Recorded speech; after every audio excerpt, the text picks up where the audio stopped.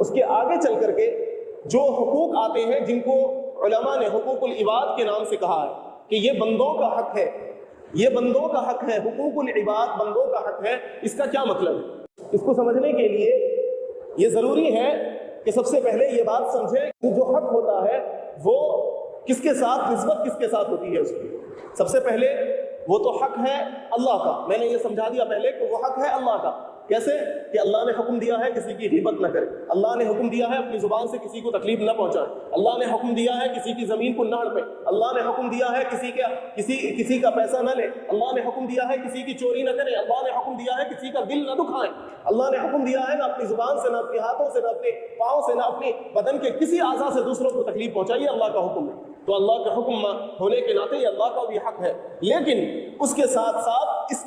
اس کی ایک نسبت بندوں کے ساتھ بھی جڑی ہوئی ہے، اس کی ایک نسبت بندوں کے ساتھ بھی ہے، اس کا ایک لگاؤ، اس کا ایک شیرازہ بندوں کے ساتھ بھی ہے۔ وہ کیسے؟ وہ اس طرح سے کہ اگر انسان چوری کرے گا، ایک تو اللہ کا حق مارے گا کہ اللہ نے حکم دیا تھا چوری نہ کرو، یہ تو اللہ کا حق تلفی ہوئی، اور اس کے ساتھ ساتھ جس انسان کی چوری کرے گا، یعنی جس انسان کے پیسے چرائے گا، جس انسان کا سامان چرائے گا، اس کی بھی حق تلفی ہوگی۔ اللہ نے یہ حکم دیا تھا کہ بہنوں کے ساتھ اچھا سلوک کرو، بہنوں کو جائیداد میں حصہ دو، یہ تو اللہ کا حکم ہے، وہ اللہ کا حق بھی ہے، اور اسی کے ساتھ ساتھ یہ اس بہن کا بھی حق ہے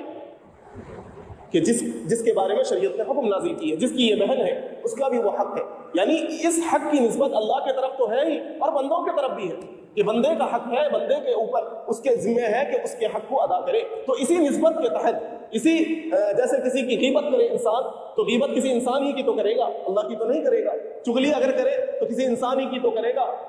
کسی خدا کی تو نہیں کرے گا۔ تو غیبت کرنا، چغلی کرنا، چوری کرنا، ڈکیتی کرنا، تکلیف پہنچانا یا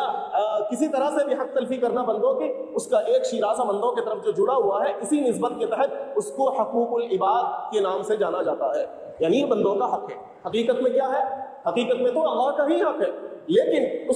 اس کی ایک نسبت بندوں کے ساتھ جڑی ہوئی ہے، اسی نسبت کے تحت اس کو حقوق العباد کہہ دیا جاتا ہے، سمجھنے اور سمجھانے کے لیے۔